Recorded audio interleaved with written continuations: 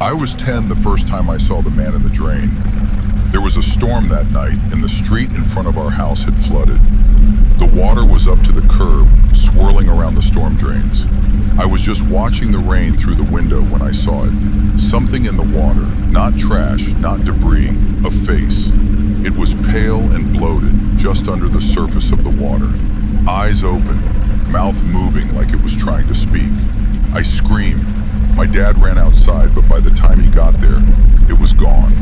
He said it was probably just a reflection, but I kept seeing it. Every time it rained, the face would appear in the drain across the street, just staring. Once, I swear, it smiled at me. Eventually, we moved. I didn't think about it for years. Until last summer, I visited my hometown and drove past the old neighborhood. It started raining, heavy, almost too fast. And when I turned the corner onto my old street, there he was, still in the drain. Same bloated face, same pale eyes. And this time, he waved. After our parents died, my sister and I inherited the house we grew up in. We hadn't been back in years. It was falling apart, left to rot. Still, we had to clean it out. It was strange being there again. The inside was worse than I expected. Mold, dust. The air smelled like wet wood and something older. But the weirdest thing was the attic door.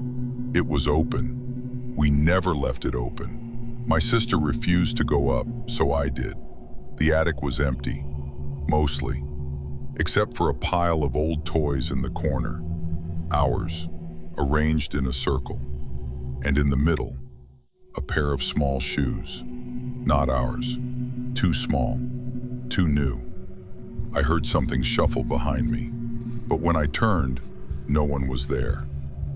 That night, back at our motel, I looked at my phone. I'd taken a picture of the attic. In the photo, there was a figure standing in the corner, small, child-sized. No face, just black where the features should be. We boarded the house up the next day, burned everything we'd brought home. But sometimes I hear it, late at night, the sound of small feet running across the ceiling.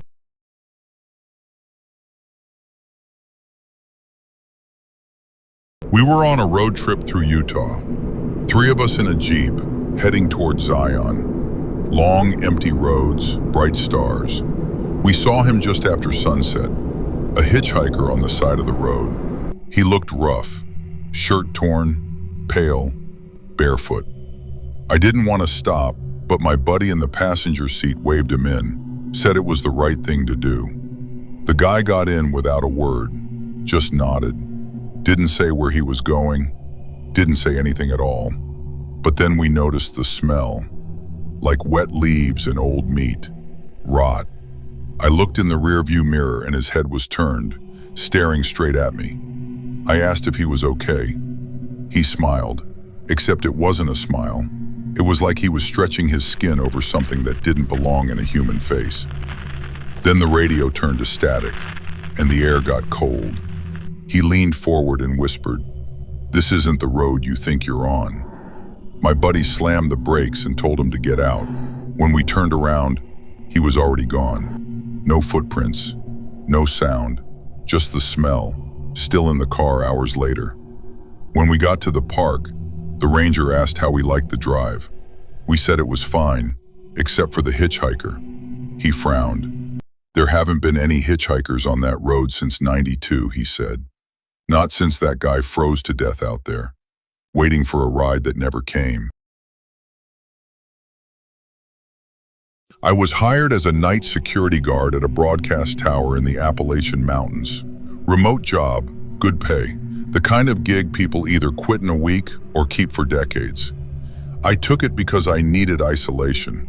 Too many people around me asking too many questions. Let's just say I had my reasons for needing to disappear. The tower is out past Route 83, an old FM relay mast surrounded by forest. No houses for miles, no cell service. Just me, the tower, and a concrete service building at the base. My job was simple.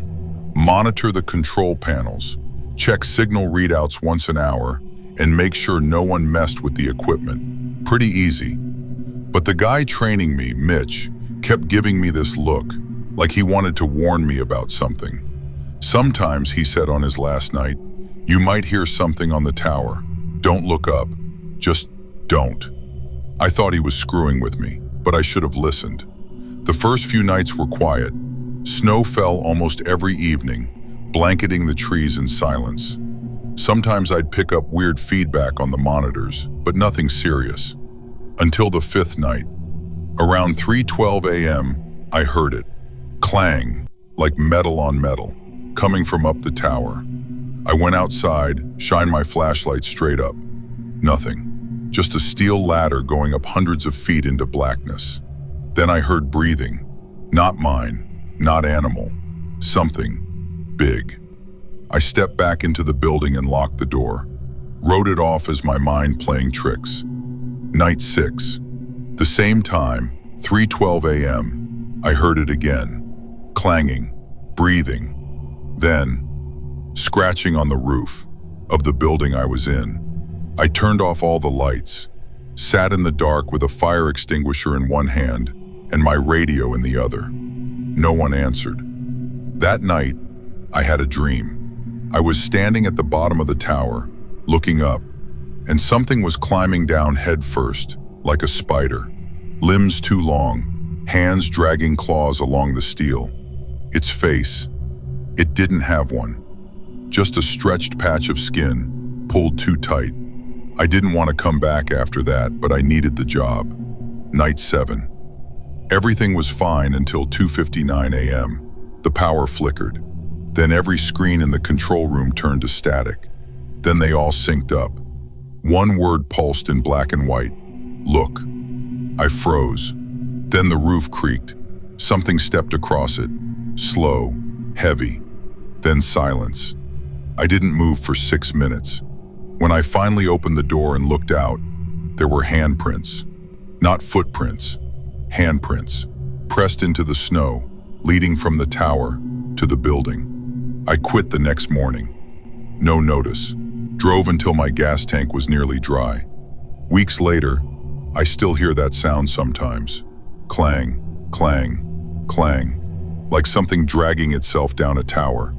They say that tower hasn't had a security guard since me. And now, there's a sign at the base.